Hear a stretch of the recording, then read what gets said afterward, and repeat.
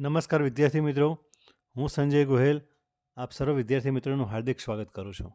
આજે આપણે ધોરણ 9 વિષય સામાજિક વિજ્ઞાન પાઠ 16 આબોહવા જેમાં ભાગ 2 જેમાં ભારતના ઋતુચક્ર વિશે આજે આપણે સમજૂતી મેળવીશું. વિદ્યાર્થી મિત્રો, આ વિડીયોને લાઇક કરી દેજો અને અમારી યુટ્યુબ ચેનલને સબસ્ક્રાઈબ પણ કરી દેજો.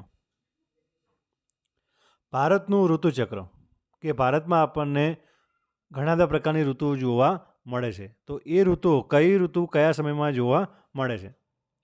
આપણા દેશમાં લગભગ બે માસના સમયગાળા દરમિયાન હવામાન લગભગ એક સરખું જ રહે છે અને આ બે માસના સમયગાળાને ઋતુ કહેવામાં આવે છે. પરીક્ષામાં પ્રશ્ન આવે કે ઋતુ કોને કહેવાય? તો આપણા દેશમાં જે બે ગાળાના સમય દરમિયાન એટલે કે 2 માસના સમય દરમિયાન જે હવામાન છે એક સરખું રહે તો એ જે 2 મહિનાનો સમય છે એને ઋતુ કહેવામાં આવે છે. ભારતમાં પરંપરાગત રીતે 6 ઋતુઓ ગણવામાં આવે છે. આ 6 ઋતુઓમાં હેમંત, શિશિર, વસંત, ગ્રીષ્મ, વર્ષા અને શરદ આ 6 ઋતુઓ આપણી પરંપરાગત ઋતુઓ છે. આ ઋતુઓમાં પણ નજીક આવતી 2 ઋતુઓમાં હવામાનની પરિસ્થિતિમાં બહુ મોટો તફાવત જોવા મળતો નથી. એટલા માટે બે ઋતુઓને સાથે ગણી લઈએ તો વર્ષની મુખ્ય 3 ઋતુઓ જ ગણવામાં આવે છે. અને આ 3 ઋતુઓમાં શીત ઋતુ એટલે કે શિયાળો, ઉષ્ણ ઋતુ એટલે કે ઉનાળો અને વર્ષા ઋતુ એટલે કે ચોમાસું આ મુખ્ય 3 ઋતુઓ આપણને ભારતમાં જોવા મળે છે. ભારતમાં ઋતુઓ સ્પષ્ટપણે બદલાતી અનુભવાય છે. શિયાળો બેસતા આપણને ઠંડીનો અનુભવ થાય છે. ઉનાળામાં ક્રમશઃ તાપમાનમાં વધારો થાય છે એટલે આપણને ગરમી લાગે છે. અને જ્યારે ચોમાસું આવે ત્યારે હવામાં ભેજ વધવાના કારણે વરસાદ આવે છે. એટલે કે ઠંડી, ગરમી અને વરસાદ એટલે કે શિયાળો, ઉનાળો અને ચોમાસું આ 3 મુખ્ય ઋતુ જોવા મળે છે. ભારત સરકારની દિલ્હી ખાતે આવેલી હવામાન ખાતાની કચેરીએ ભારતની આબોહવાના સંદર્ભમાં સમગ્ર વર્ષની 4 ઋતુઓમાં વહેંચણી કરેલી છે. કે ભારત સરકારનું જે હવામાન ખાતું છે કે જે દરરોજના હવામાનના સમાચારો છે એ ભારતનું હવામાન ખાતું પ્રકાશિત કરે છે. જ્યારે પણ ચોમાસું હોય તો જે વરસાદની આગાહી છે એ પણ હવામાન ખાતું કરે છે. ચોમાસું ક્યારથી શરૂ થશે અને ક્યારે પૂરું થશે એની પણ આગાહી હવામાન ખાતું કરે છે.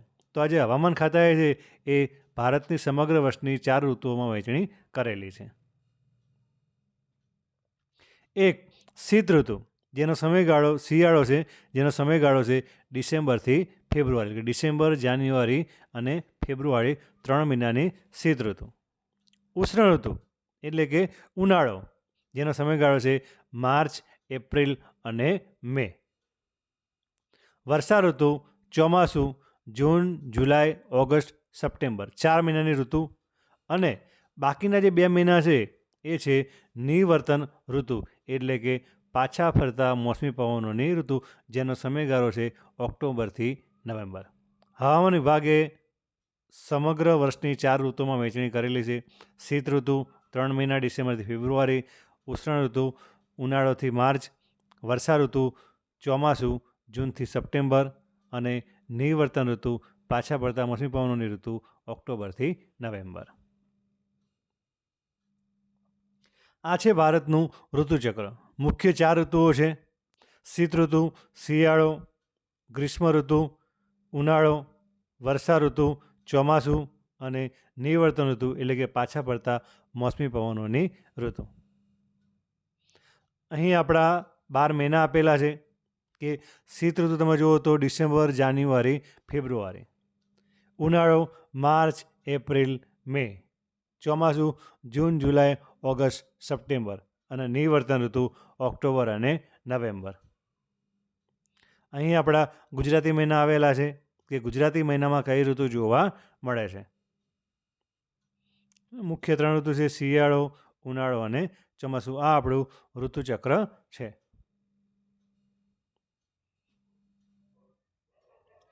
પહેલું શીત ઋતુ એટલે કે શિયાળો જેનો સમયગાળો છે ડિસેમ્બરથી ફેબ્રુઆરી કે 3 મહિનાનો શિયાળો આપણે ભારતમાં જોવા મળે છે. ભારતમાં ડિસેમ્બરથી ફેબ્રુઆરી 3 માસના સમયગાળાને શીત ઋતુ કે શિયાળો ગણવામાં આવે છે. પરીક્ષામાં પ્રશ્ન આવે કે શિયાળાનો કે શીત ઋતુનો સમયગાળો કેટલો છે, તો ડિસેમ્બરથી ફેબ્રુઆરી. 22 સપ્ટેમ્બરથી 21 માર્ચ સુધી સૂર્યના કિરણો દક્ષિણ ગોળાર્ધમાં સીધા પડે છે. ભારત ઉત્તર ગોળાર્ધમાં આવેલો હોવાથી પૃથ્વીનો ઉત્તર ગોળાર્ધ છે અને દક્ષિણ ગોળાર્ધ છે. તો જે ભારત છે એ ભારત પૃથ્વીના ઉત્તર ગોળાર્ધમાં આવેલું હોવાથી ડિસેમ્બરથી ફેબ્રુઆરી સુધી સૂર્યના ત્રાંસા કિરણોની અસર હેઠળ રહેવાથી ઓછું તાપમાન અનુભવાય છે. કે આ સમય દરમિયાન ભારતમાં જે સૂર્યના કિરણો છે એ સીધા પડતા નથી, પરંતુ ત્રાંસા પડે છે. મધ્ય એશિયાથી ભારત દક્ષિણ પૂર્વ દિશાના પવનો વાય છે.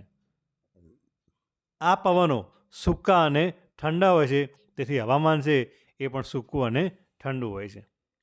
આ ઋતુ દરમિયાન આકાશ સામાન્ય રીતે વાદળા વગરનું સ્વચ્છ જોવા મળે છે. ઉત્તર પશ્ચિમ ભારત પ્રમાણમાં વધુ ઠંડો રહે છે. ઉત્તર પશ્ચિમ ભારત એટલે કે જે હિમાલયનો જે ભાગ છે, હિમાલય, જમ્મુ કાશ્મીર, લદ્દાખ, ઉત્તરાખંડ, આ બધા જે પ્રદેશો છે એ પ્રમાણમાં વધારે ઠંડા હોય છે, કારણ કે તે સમુદ્રથી વધુ દૂર આવેલા છે અને તેનો અમુક ભાગ રણ પ્રદેશ છે એટલા માટે. શિયાળામાં આ પ્રદેશ ઉપર હવાનું ભારે દબાણ તૈયાર થાય છે. આથી પવનની દિશા બદલાય છે. અહીંના ભારે દબાણમાંથી ઠંડા અને સૂકા પવનો ઉદ્ભવે છે. એટલે શિયાળામાં ઉત્તરના ભાગમાં હવાનું ભારે દબાણ થાય છે અને જેના કારણે પવનોની દિશા બદલાય છે. આ પવનો જ્યાં જ્યાં પહોંચે છે ત્યાં તાપમાનમાં ઘટાડો કરે છે. એટલે કે શરૂઆત, જે શિયાળાની શરૂઆત છે એ ઉત્તર ભારતથી થાય છે. ત્યાંથી જે પવનો છે, બરાબર, જે વિસ્તારમાં પસાર થતા જાય ત્યાં ઠંડીનો અનુભવ થતો જાય છે અને તાપમાનમાં ઘટાડો પણ થતો જાય છે. દિલ્હીનું શિયાળાનું તાપમાન ઘણીવાર 10 ડિગ્રી સેલ્સિયસ કરતાં પણ નીચું જાય છે. અલ્હાબાદમાં 16 ડિગ્રી સેલ્સિયસ અને કોલકાતામાં 18 ડિગ્રી સેલ્સિયસ તાપમાનની આસપાસ રહે છે. આ સમયે હિમાલયમાં તાપમાન અત્યંત ઓછું હોય છે. ઘણી બધી વાર તો આ સમયે હિમાલયમાં માઇનસમાં તાપમાન હોય છે.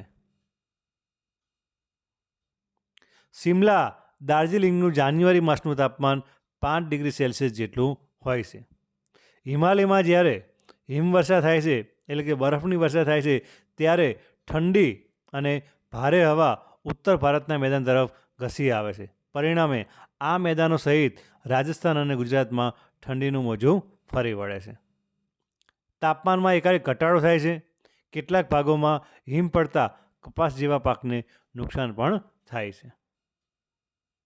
અલબત્ત શીત ઋતુમાં એટલે કે શિયાળામાં ઊંચા પર્વતીય વિસ્તારો સિવાય ભારતમાં તાપમાન ઠાર બિંદુથી નીચું જતું નથી, કારણ કે હિમાલયની ગિરિમાળાઓ મધ્ય એશિયા તરફથી આવતા અતિશય ઠંડા પવનોને રોકે છે અને ભારતને સખત ઠંડીથી બચાવે છે. જો હિમાલય ન હોત તો ભારતના દરેક વિસ્તારોમાં -ડિગ્રીમાં તાપમાન હોય, પરંતુ હિમાલયના કારણે હિમાલય સિવાય ભારતના અન્ય વિસ્તારોમાં લગભગ માઇનસમાં તાપમાન જતું નથી. એટલે કે હિમાલય છે એ ઠંડા પવનોને રોકી રાખે છે.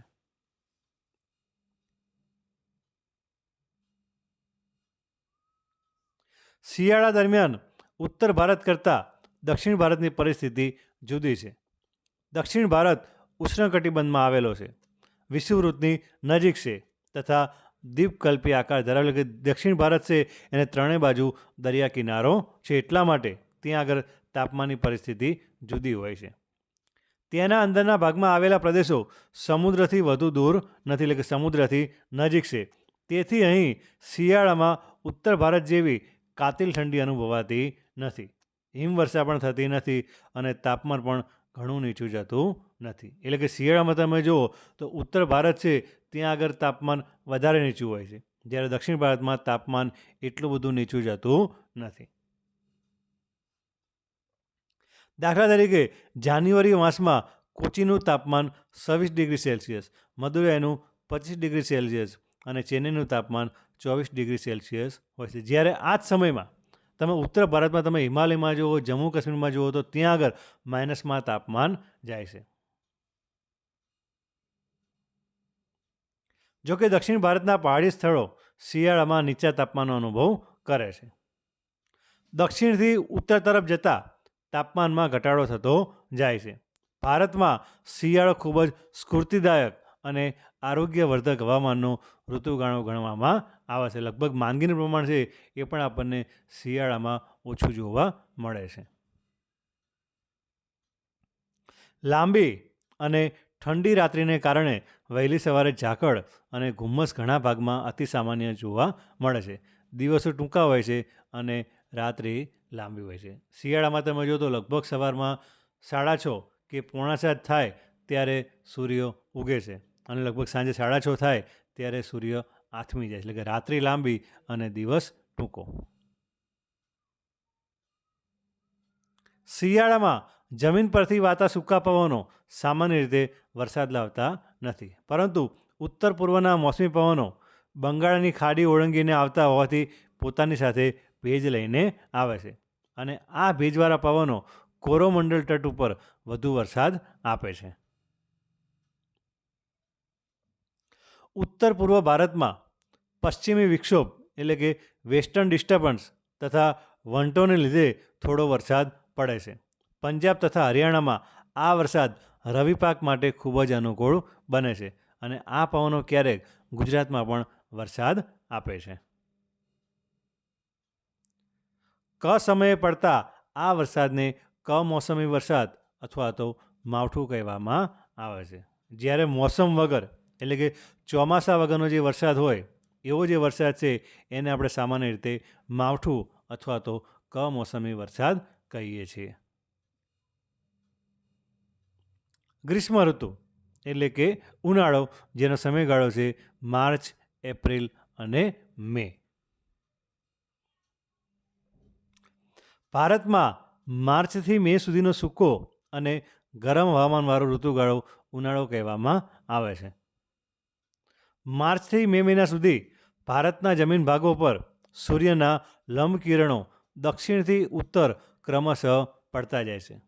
શિયાળામાં તમે જુઓ તો સૂર્યના કિરણો ત્રાંસા પડે છે, જ્યારે ઉનાળામાં સૂર્યના લંબકિરણો દક્ષિણથી ઉત્તર ક્રમશઃ પડતા જાય છે. તેથી ભૂમિભાગો વધુને વધુ ગરમ થતા જાય છે અને તાપમાન છે એ સતત ઊંચું થતું જાય છે. માર્ચ મહિનો દક્ષિણ ભારત માટે સૌથી વધુ ગરમ હોય છે. આ સમયે ત્યાં કેટલાક સ્થળોનું તાપમાન 40°C જેટલું ઊંચું રહે છે, જ્યારે એપ્રિલ અને મે મહિનાઓ દરમિયાન મધ્ય અને ઉત્તર પશ્ચિમ ભારત સૌથી વધુ ગરમીનો અનુભવ કરે છે. ત્યાં કેટલાક સ્થળોએ તો તાપમાન 45°થી 50°C તાપમાનનો અનુભવ આપણને બધાને થાય છે. તમે ગુજરાતમાં તમે જુઓ તો ગુજરાતમાં લગભગ મે મહિનામાં જે તાપમાન છે એ 46°ની આસપાસ હોય છે. આમ ઉનાળામાં સમગ્ર ભારતમાં એકંદરે ગરમ હવામાન અનુભવાય છે. દ્વીપકલ્પીય અને ઉચ્ચ પ્રદેશની ઊંચાઈને લીધે દક્ષિણ ભારતમાં ઉનાળો થોડો સૌમ્ય હોય છે, એટલે કે ત્યાં આગળ ગરમી બહુ વધારે હોતી નથી. ઉત્તર ભારતની સરખામણીમાં અહીં તાપમાનનો આંક નીચો રહે છે. દિલ્હી અને અલ્હાબાદમાં તો તાપમાન 34°C હોય, ત્યારે મદુરાઈનું તાપમાન 30°C, કોચીન અને બેંગ્લોરનું તાપમાન 27°C જેટલું જોવા મળે છે. આમ દક્ષિણમાં તાપમાન ઉપર સમુદ્રની અસર અને ભૂપૃષ્ઠની ઊંચાઈની અસર થતી જણાય છે, એટલે કે ત્યાં આગળ તાપમાન ઓછું હોય છે, જ્યારે ઉત્તર ભારતમાં તાપમાન વધારે જોવા મળે છે. બંગાળની ખાડી અને અરબ સાગર ઉપર આ ઋતુમાં ઉષ્ણકટિબંધીય ચક્રવાત તૈયાર થતા હોય છે, જે કિનારા તરફ આગળ વધતા કિનારાના પ્રદેશમાં ક્યારેક ભારે નુકસાન સર્જે છે. આવા સમયમાં લગભગ 110 કિલોમીટર ઝડપે ઘણી બધી વાર પવન ફૂંકાય છે અને એવા સમયે ઘણી બધી વાર મોટું નુકસાન જોવા મળે છે. દેશનો મોટો ભાગ ઉનાળા દરમિયાન ગરમ અને સૂકું હવામાન અનુભવે છે. ઘણા પ્રદેશોમાં આ સમયગાળા દરમિયાન વરસાદ પડતો નથી, પરંતુ કેટલીક વાર મે માસ દરમિયાન મલબાર કિનારે થોડો વરસાદ પડે છે, જે કેરીના પાકને પકવવામાં મદદરૂપ થાય છે, જેને આમ્રવૃષ્ટિ કહેવામાં આવે છે, જે કેરી અને કોફીના પાક માટે ઘણો જ ઉપયોગી થાય છે. પરીક્ષામાં પ્રશ્ન આવે કે આમ્રવૃષ્ટિ કોને કહેવાય? એટલે કે મે માસ દરમિયાન મલબાર કિનારે જે વરસાદ પડે જેના કારણે કેરીના પાકને પકાવવામાં મદદ થાય છે. તો એવો જે વરસાદ છે એને કહેવામાં આવે છે આમ્રવૃષ્ટિ, કે જે કેરી અને કોફીના પાક માટે ઘણો જ ઉપયોગી થાય છે. થેન્ક યુ વિદ્યાર્થી મિત્રો. આ વિડીયો લાઈક કરી દેજો અને અમારી યુટ્યુબ ચેનલને સબસ્ક્રાઈબ પણ કરી દેજો.